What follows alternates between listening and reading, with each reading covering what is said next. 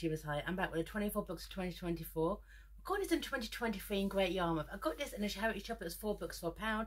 I thought I'd give it a go. And even though I did a project reading Mills and Boon novels, I never read anything vintage, proper vintage.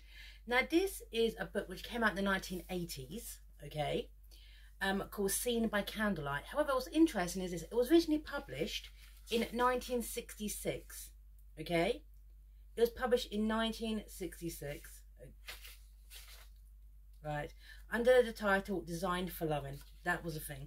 So in this version it's Seen by Candlelight, which is a bit strange, but Designed for Loving, right? Because the original title made more sense because they met in a design. The lead character Karen was a designer, right?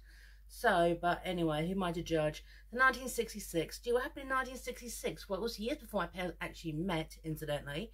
My dad said it was a great year because it was the first time that England won the World Cup, right? That was the first time, 1966. This book came out before my parents met, okay?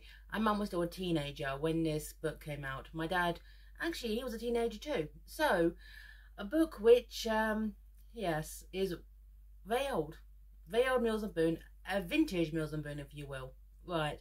The Seen by Candlelight by Anne Mather, right? Seen by Candlelight. Read the blurb. Although Karen Frazer had been divorced by her husband Paul 2 years ago and knew that he was now engaged to another woman, she still loved him. But now she found himself forced into his company again, for his married brother was pursuing Karen's irresponsible younger sister, and mother had asked Karen to persuade Paul to do whatever he could to stop the affair. Karen dreaded the thought of meeting Paul again, but for the sake of her mother and sister, what else could she do? But when the fateful meeting took place, some surprises were in store for Karen. Right. And surprises were in store in Karen in 1966. Right. Okay. So, and it's interesting too because now there's like a list of rules Mills and Boon characters have to follow. Like when it comes to adultery, it has to be accidental. No one smokes. And people drink, but they don't drink to excess. Okay, and Mills and Boon heroin has to be above that. They have to be a bit more. Okay, it's little things, okay, where in a Mills and Boon, a character will have an affair. Now, an affair, nobody is a fair person, but a male will turn to female. Well, as I'm not here for long, let's have an affair. It's like, but no, you're just two randos or two people who know each other just hooking up for a while before you leave the country. Okay, you're gonna have some fun. That's not an affair, right? An affair involves broken hearts and courts. Okay, that's what an affair normally entails. Okay, that's what the demise of an affair is. Okay, when an affair ends, it has someone broken-hearted.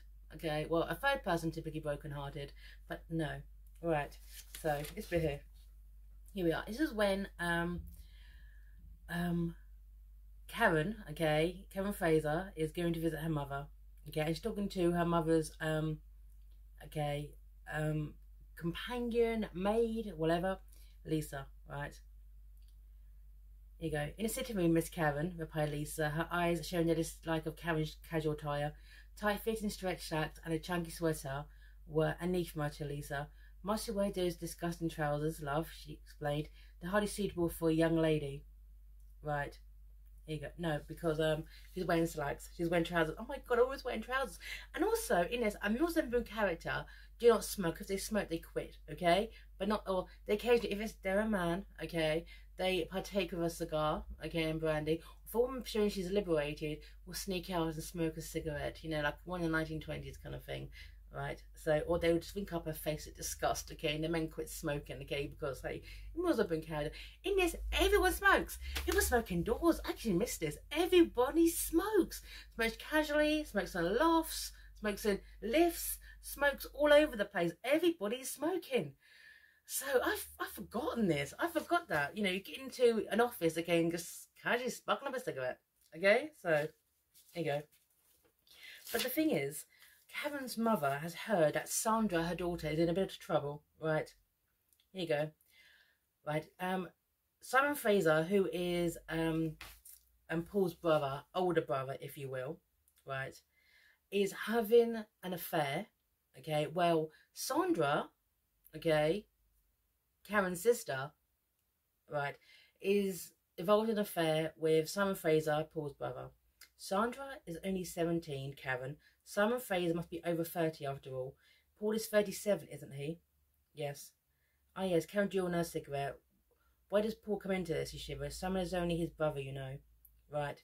So, here you go. Sandra is 17, as you said. She's not a child. She must make her own mistakes. After all, I was only 18 when I met Paul. And look what happened to your marriage. 5 years and it was over. Here you are, 25 years old and already a divorcee. Right? There's any question of marriage in the circumstances. As you said, Simon is married. That makes everything so much worse. So, Paul is 37. His brother Simon is 30. Karen is 25. That's a 12-year age gap.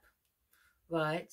17, 13-year age gap between Sandra, who's a teenager, and Simon. And no one, not a single person in this book points out how wrong this is, by the way. I mean, age gaps, there's big age gaps, okay? Like my sister's husband is several years older than my sister, okay? But when they met, they had so much in common that no, the age gap was meaningless, and it's still meaningless now. They've been together now for over 30 years. So my dad was 5 years older than my mum. My nan was actually older than my grandfather. So age gaps, it depends on the circumstances. There could be a big or young short age gap, but as long as everyone comes from the same kind of place of understanding, then that's not a problem. But this absolutely is. And there you go. Even how Karen met Paul, okay? This, right? Once again, okay, essentially this entire thing is Paul abusing his power, by the way. Paul was abusing his power. She was 18 when she met Paul Frazer. He was then the chairman of the board of the Frazer Textile Industries, whose head office was in London, and Karen was a very junior designer working for the company. She worked there for almost 2 years without ever dreaming she would come in contact with the young dynamic tycoon whose name spelled success with a capital S. She'd heard plenty about him from her colleagues, but not concerned herself on a small fry like that. Right. And then a design for a carpet was picked up. It was super, super popular. She met Paul, and this bit here. When she actually met Paul, he invited her to dinner, asked her out. She accepted the calls, much to the envy of her friends, and found to her amazement that he was actually interested in her as a person, not as a designer. Within a few weeks, the relationship had assumed such proportion that Paul, who never used being denied anything from a woman, found his every walking moment a torment of wanting to possess her, and his admiration for her ideas kindled into love. Right, okay, kindled into love. But then, when they got married, of course, even though everyone makes out that Karen is a liberated woman because she smokes and wears slacks, okay, and she actually rents a property, right, from Lewis, who I'll get into later, right. Even after she got married, she quit her job to become the little wifey at home, which is fine. If anyone who wants to do that in life, no judgment, you do you. Anyone, okay, who wants to, you know, become a stay-at-home parent or quit work, that's fine. But she didn't want to do that. She was frustrated by it. She was frustrated by sitting at home, entertaining, looking beautiful, you know, being little wifey, okay, right. A piece of boredom were shrugged off, and Karen found herself getting irritable and frustrated. The combination of these two emotions began the series of arguments and vows about her work and about her aimless position in the house. Paul had assumed her too young to start a family and suggested that they do just that. But Karen was too stubborn and foolish to agree, and first gave in to him again. She refused abruptly, and to her horror, Paul moved his clothes into the spare guest room. So Paul is an idiot who runs away from his problems. His wife is unhappy, wants to go back to work. He's not happy about her going to work. So what she does is go to a different organisation, a rival one, by a guy called Lewis Martin, who's in this book quite predominantly, and he's a horrible person. And then Paul divorced her. Right, here you go. Yep, absolutely. And so, okay. And everyone seems to always give the men, well, some men a pass in this book. It's unbelievable, okay? Paul is just the way he is. Simon's just the way he is. Basically, people actually act like Simon's the victim in this of what him and Sandra are doing. Forgetting that she's 17. They actually speak about giving Sandra a good hiding. That's a direct quote in the book, okay, at various points. You need to be, basically, she needs a good slap, okay? Remember, she's 17 years old. At this time, women left school at 16, so they started work young. But, okay, it's over 50 years now, everyone's changed, you don't have to grow up so quickly, okay, you've got more options. But everyone is making out that Sandra is a scandalous woman. Where do I see it? No, it sounds like she's been looked on by a predator. Maybe she had a crush, okay, on Simon, because, hey, you know, her brother-in-law's brother. But the way I see it, he took advantage of that. He absolutely took advantage. But of course, no one is, of course, blaming Simon for virtually any of this. Right. Here you go. Right. Here you go. Right. Of course, Simon probably gloated over the liaison secretly. He was getting back at Karen and Paul to some measure, having cited him before. He was an amusing character for all his faults, and no doubt Sandra found him quite fascinating after the rather callow youth she normally associated with. See what I mean? Right. Oh, well, Simon's just been Simon. Oh, it's absolutely fine. Absolutely fine. Okay. And then at one point, Simon comes to Karen's apartment, knocks on the door, lets him in. Hey, still a brother-in-law, did nothing to her, right?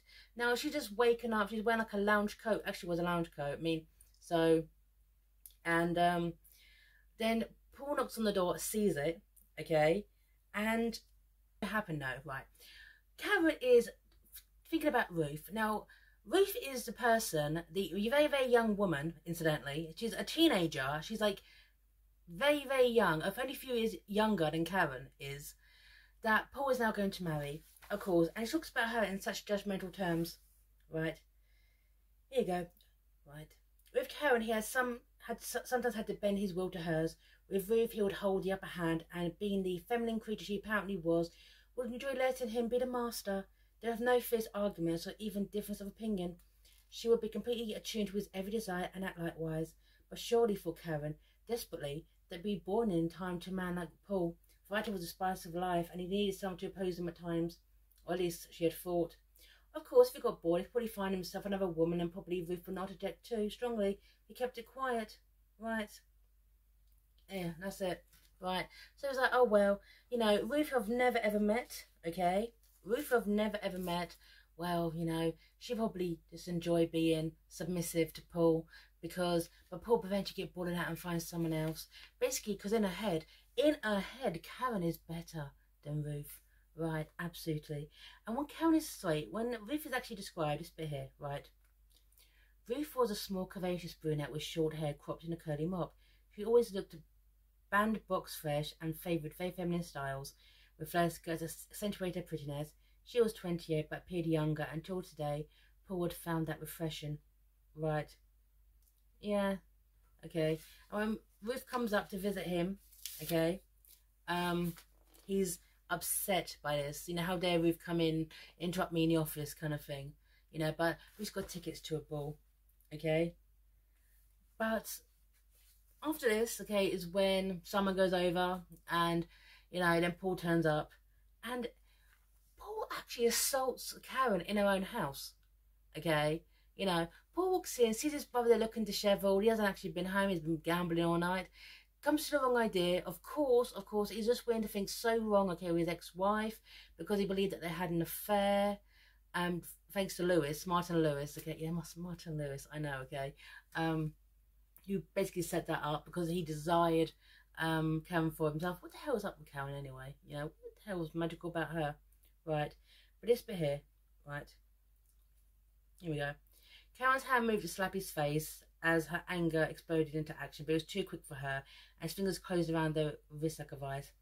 I think not, he murmured softly and cruelly. His eyes narrowed as he looked down into her pale oval face. Poor misunderstood Karen, he continued. You never learn, will you, darling? Right. Yes. Right.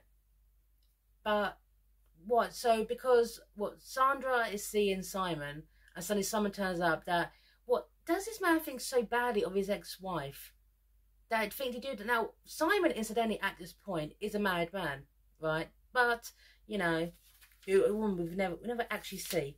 But then we get the crux from Paul, okay, because it's not just that, there's more to this. There's far more to this, right? What's going on, okay, in Paul's mind is the fact that he just wants Karen back, okay? Here we are. Here you go. It was simple sex raising his ugly head once more, because Paul is jealous. He shook his head. Why should he even consider having an affair with Karen at all? He had Ruth, and no doubt she would be willing to console him if he so desired. What is it, okay, about Karen? That seemed to get under his skin. There's only one answer: sex appeal. Right. Yeah, he's actually considering having an affair with Karen, his ex. His absolute ex. And then when I go to this ball, Lewis is there. Now, Lewis is Karen's boss. Lewis is the one who's instantly 20 years old. He wants to marry Karen. He's made it clear. He's going to say to her, let's get married. She doesn't want to. 20 years age gap, by the way. Even incidentally, okay, the age gap between Lewis and Paul and Karen is actually quite significant too. But 20 years is too much, apparently. Right? Okay. So when she goes with Lewis as friends only, when Karen goes off and she has a dance with a man called Paul, when she speaks to friends, when she's away from the table for a couple of minutes, having a smoke and grabbing a drink, oh, it comes back. Paul is there, incidentally, okay, with Ruth, but Lewis, right? Lewis is like, where the hell have you been? Acting like Karen is his possession. Okay, that's Lewis, right? And just, you know, he later on apologises to Karen for how his action. Here you go. But this bit here, Lewis said, this bit here. Now, this shocked me. I couldn't believe it. Here you go. I know, Lewis sighed heavily. It must be patently obvious and madly jealous. You wouldn't know what it feels like, would you? Wanting someone so badly, knowing they don't want you. Karen flushed. Lewis, not now, not again. Lewis flushed too. I know, he muttered. Don't say it again. Just don't flaunt young men in my face like this. I can't help my feelings. I come to the conclusion that you must be naturally frigid. Frigid? Karen almost laughed. The way he was speaking to Paul caused the heat to flood through her body, and Lewis thought she was frigid. Right. She shivered. Maybe you're right, she said. It's time to take the easiest way out. Screw Lewis. Screw Lewis, okay? You know, oh, you're naturally frigid. Oh, because, you know, you flaunt all these men in front of me, okay? Well, she's having a dance, having a good time. Oh, no, sorry, scandal, right? Because not for Lewis, okay? Who's our boss? What, you know, incidentally though, hey, you know, Paul was her boss too, right? Here you go. And when Ruth, because everyone wants Karen in this story. Everybody wants Karen in this stupid story, right? When Ruth, who by the way is an heiress, right, and absolutely beautiful, yet as Ruth watched Karen, she felt furious. Karen was a very beautiful woman, the old hag she imagined, on half his creature who'd flaunted herself shamelessly before men and acted younger than her years, right? Many calculated, she realised that Karen could only have been 18 when she married Paul, and this appalled her. After all, they'd known each other so intimately at the time, while she at 18 was still attending college and making casual dates with boys, right? Certainly nothing more than serious than that. Paul, a man of 30, had found his creature mentally and physically satisfying at that time, and Ruth herself would have been tongue-tied with a man her age. Right. Okay, that's a weird thing. I'm jealous. I'm jealous of this. I'm jealous of this beautiful, vivacious woman. Right. There you go. But also, Ruth was not my favourite person in this book. Now, she is, right, the woman that Paul proposed to, right? So, a woman, very, very short courtship, if you will. They're going to get married soon, a few months off, explore, right? But to Karen, even I could not believe this. Here you go. One thing, she was glad. She had Paul's fiancé tonight and now knew her opposition. She's a very attractive woman, Karen had to admit, and had a neat, rounded figure. Wesley, Karen rose and walked to the full left figure in the mirror, twisted around before it and studied her own reflection. If Ruth was Paul's idea of perfection, it's little wonder would have been willing to divorce Karen. While Ruth's figure was delicately proportioned, Karen herself seemed tall and full-bodied. Full breasts and curved thighs smoothed down to slender legs, and her hair was straight as Ruth was curly. They had absolutely nothing in common, and Karen felt sure if she spoke to her, she would like it even less. Okay, so the opposition. To what? You are divorced to Paul. You split up, that's it. But no, Ruth is the opposition. Ruth is now the person standing in the way. Oh, no.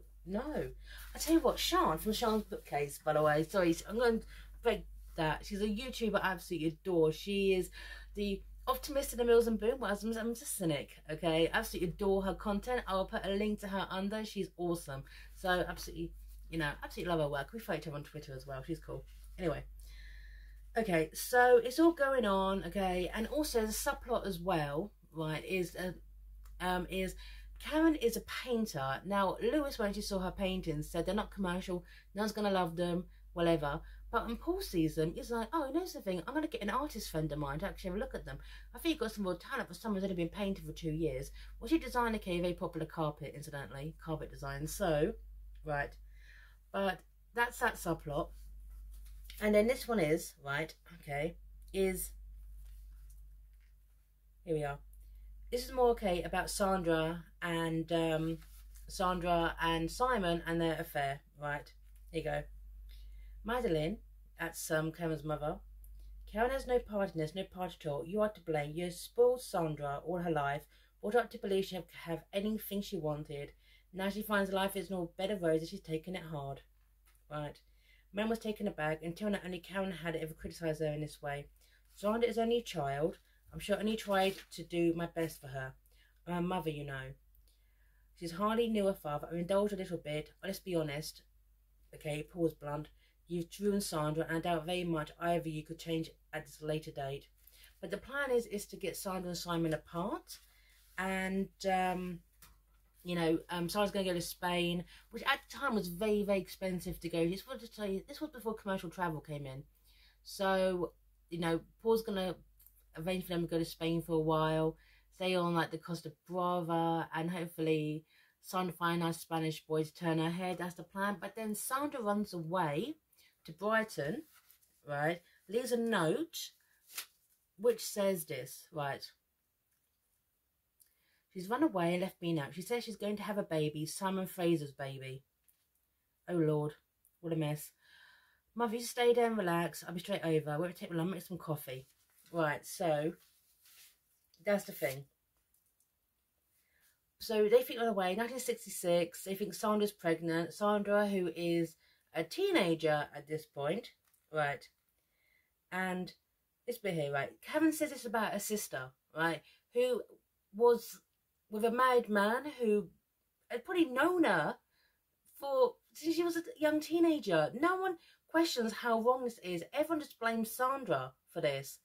Right, now, but she's a child. She's an absolute child. Here you go. I don't want you to imagine that Sandra is a poor, misunderstood teenager. She's simply a spoiled, irresponsible, self-centered child. And she's a firm hand on a gentle one. Right. Okay. But the thing is, they actually discuss, Paul and Karen discuss what to do about the baby, if there is a baby. And this bit here you go. Well, then you have to go away and have the baby and then have it adopted. It sounds cruel, but what else is there?